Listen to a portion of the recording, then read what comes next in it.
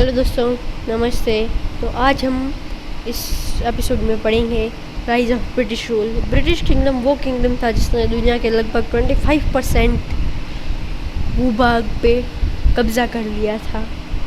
तो उन्होंने भारत में अपना कैसे आए, वो उन्होंने कैसे बंगाल को सबसे पहले जीता, उस पूरे प्रोसीजर को आज हम पढ़ेंगे। मैं हूँ प्रतीक बिश्नोई। आप कृपया करके मेरे चैनल को सब्सक्राइब कीजिए, लाइक कीजिए। और ये मेरा ओरिजिनल कंटेंट है, फर्स्ट वीडियो है। तो आज ये शुरू करते हैं। इन ancient history period of the world, India has incompatible position due to its economic, culture and religion. There was a lot of demand of Indian things in European countries. For example, silk clothes, Indian spices, muslin clothes or indigo. Trade between India and European countries were done by both sea and land route. तो दोस्तों, हमारा जो भारत है इसकी बहुत पहले से ही बहुत अच्छी पोजीशन रही है दुनिया में, क्योंकि यहाँ पे पहले बहुत सारी चीज़ें हुआ करती थी, बहुत सारी खजाने, और यहाँ पे बहुत इकोनॉमिक यानी बहुत ज़्यादा लोग अमीर हुआ करते थे। इसलिए तो बाहर वाली ताकतें हमेशा भारत पे हमेशा अपना कब्जा जमाए रखती थी। तो दोस्तों, भारत की जो चीज़ें थी उनकी यूरोपियन कंट्री जैसे स्पेन, इटली, फ्रांस, यूरोप की जो सारी कंट्री उनमें बहुत ज़्यादा चलती थी, जिसमें सिल्क क्लॉथ्स, सिल्क के कपड़े, भारतीय मसाले सबसे ज़्यादा जो होते थे, मसलिन के कपड़े और इंडिगो। भारत और यूरोप की जो कंट्रियाँ थी उनका जो ट्रेड था वो बहुत ही अच्छा था, वो बहुत अच्छा था। और जो सी रूट वो सी के द्वारा भी किया जाता था और लैंड वे द्वारा भी। आप पूछोगे ये कैसे, तो ये भी मैं आपको बाद में बता दूंगा। चलिए आगे देखते हैं। साल आया 1453। एक टर्की में जगह है कॉन्स्टेंटिनोपल, जहाँ पे यूरोपियंस को वहाँ से फिर अलाउड करना मना कर दिया। क्यों? क्योंकि वो यूरोपियंस के कुछ टर्की के किंग से विवाद के कारण ऐसा हुआ। So the Europeans started to found new sea route.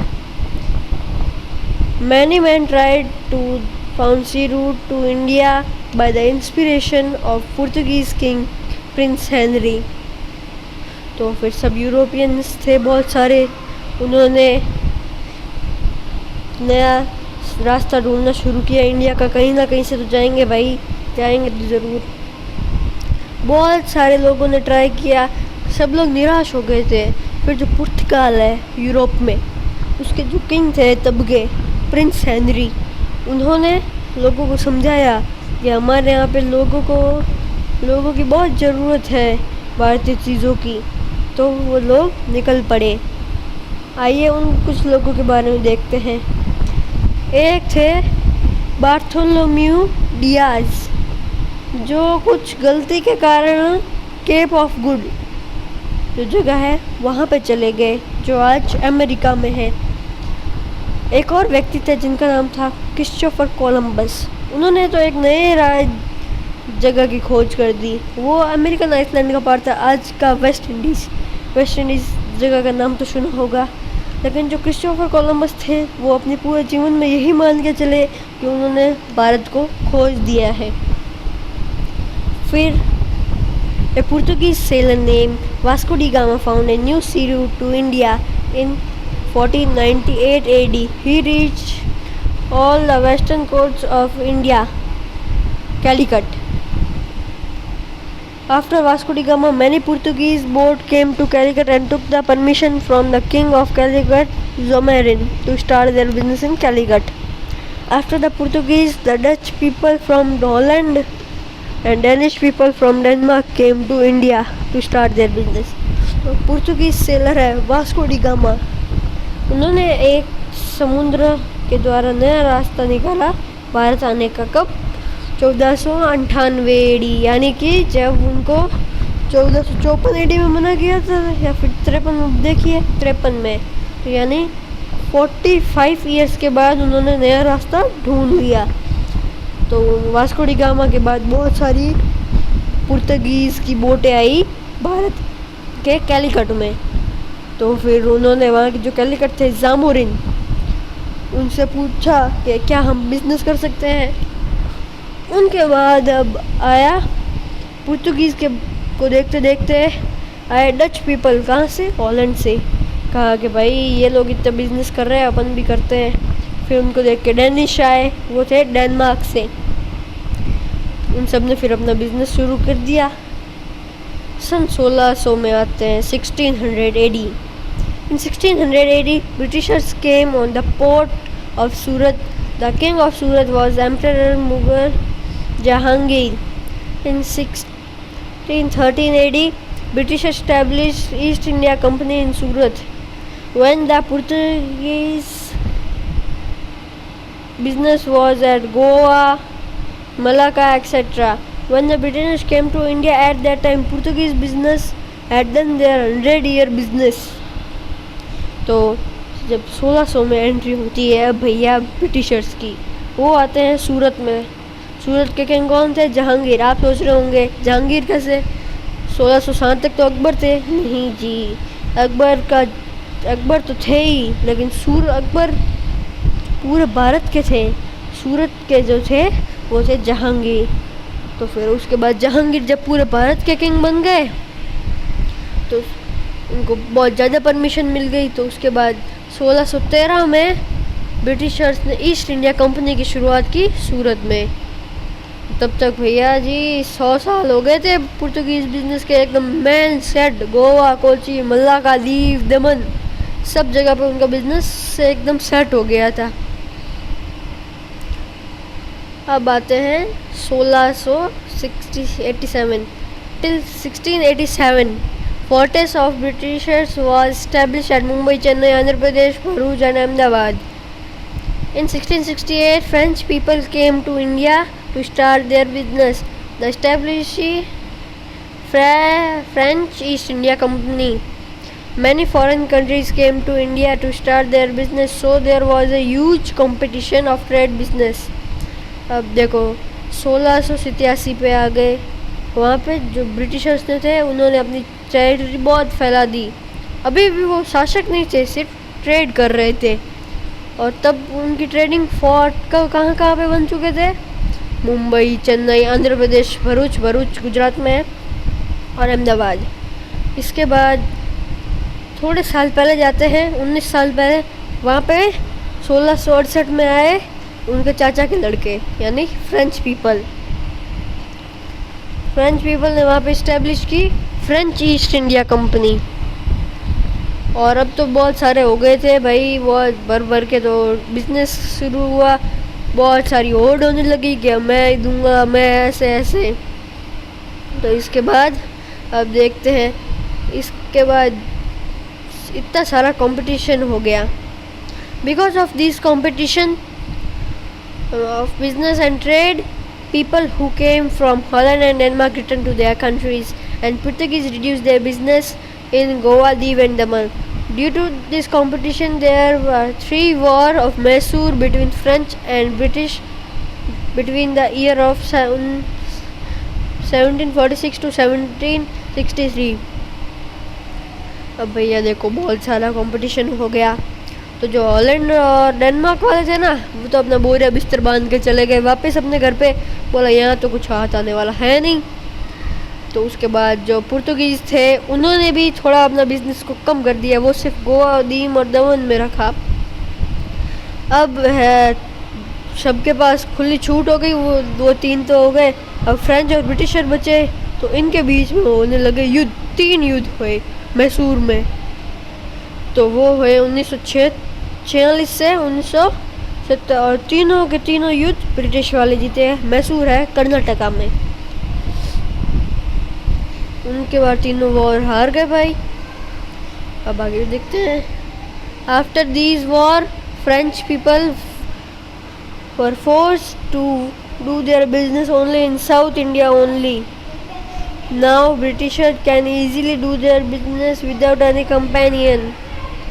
In 1577, the Battle of Plassey held. This battle was held between King of Bengal Sirajuddaulah and the company.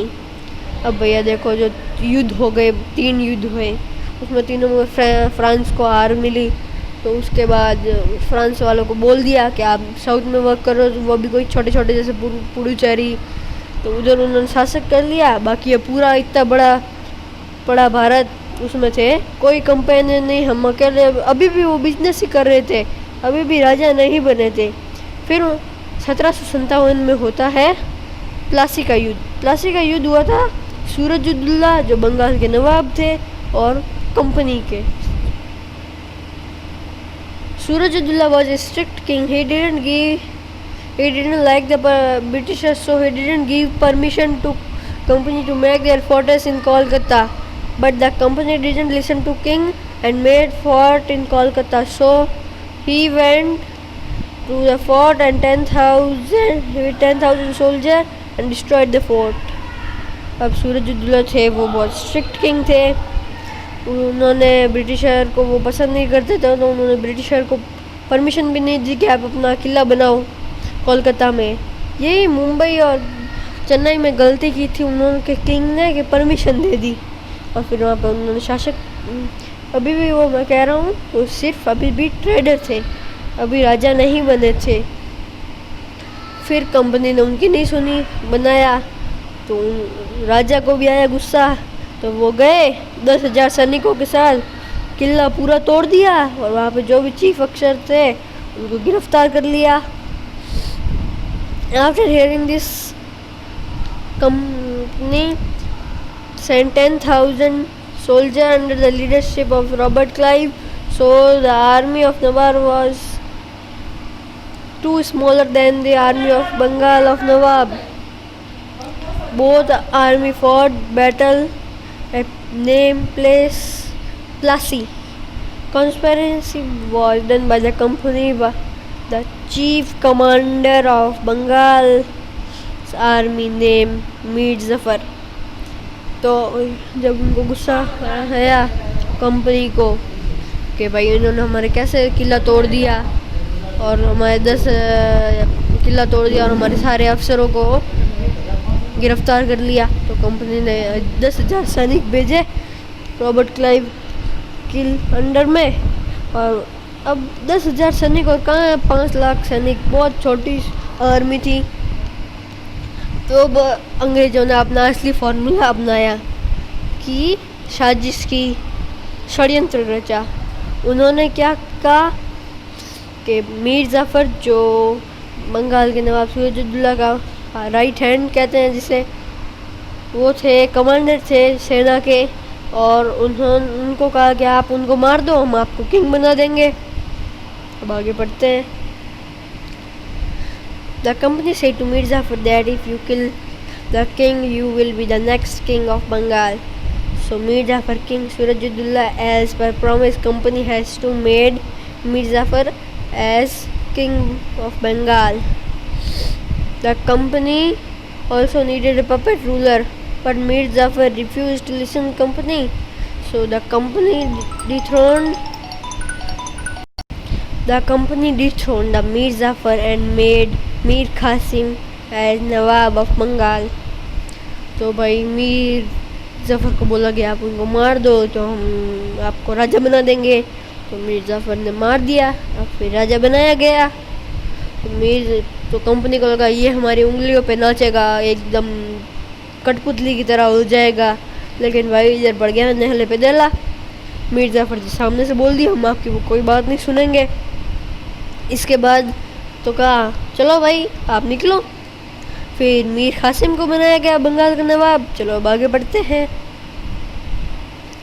But Mir Qasim totally refuse to listen the orders of company and to work as a puppet ruler. So the company got angry and dethroned Mir Qasim and made Mir Jafar as again Nawab of Bengal, but now he had to pay 5 lakh rupees to company every month. अब भैया देखो उन्होंने कहा कि आप निकलो, आपका कोई काम नहीं है। फिर मीर कासिम को बनाया। मीर कासिम कौन थे? उनका कोई चाचा का भैया का लड़का था। सक्सेसर था थ्रोन का। तो फिर मीर कासिम ने बोल दिया आप तो भैया मैं तो ये तो फिर भी थोड़ी सुनते तो मैं तो बिल्कुल भी ना सुनूं। तो इसके बाद कंपनी को आया गुस्सा का आप जाइए। फिर से मीर जफ़र को लाया गया कि आप बैठिए इधर, लेकिन अब बोला गया कि आप हमें 5 लाख रुपए हर महीने देंगे एज ए रेवेन्यू और आप कुछ भी माने। तो चलो अब आगे बढ़ते हैं। Mir Kasim attacked Bengal with the Nawab of Adwa and Shah Alam. After 1 year of this battle, Mir Jafar was died. Now there was no successor to rule Bengal, so the company had to rule Bengal. The Mughal emperor gave the title of Diwan of Bengal and gave permission to collect revenue from the public of Bengal. अब देखो मीर कासिम को आया गुस्सा कि मेरे को कैसे निकाल दिया। तो वो अदवा के नवाब और शाह आलम के साथ मिलके आया, भैया लो मैं आपसे लड़ूंगा। तो इस बैटल में बंगाल जीत तो गया, लेकिन शाह आलम ने कुछ तीर के ऊपर जहर लगा के कुछ घोटाला कर दिया, जिससे मीर जाफ़र को लगा। तो 1 साल के बाद वो जहर थोड़ा ज़्यादा पकड़ के ख़त्म हो गए। तो अब कोई सक्सेसर नहीं है, अब किसको बनाए? तो शाह जहाँ के जो पोते थे उनका नाम मैं आपको बता नहीं सकता, sorry.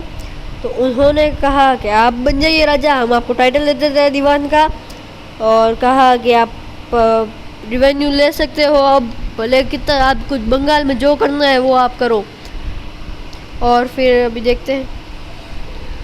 Now company was the ruler of Bengal. They can do everything in Bengal. This was the rise of British rule in India.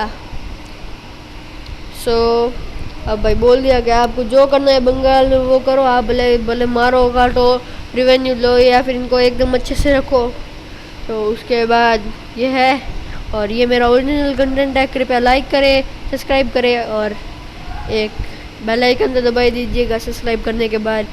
Thank you, जय हिंद।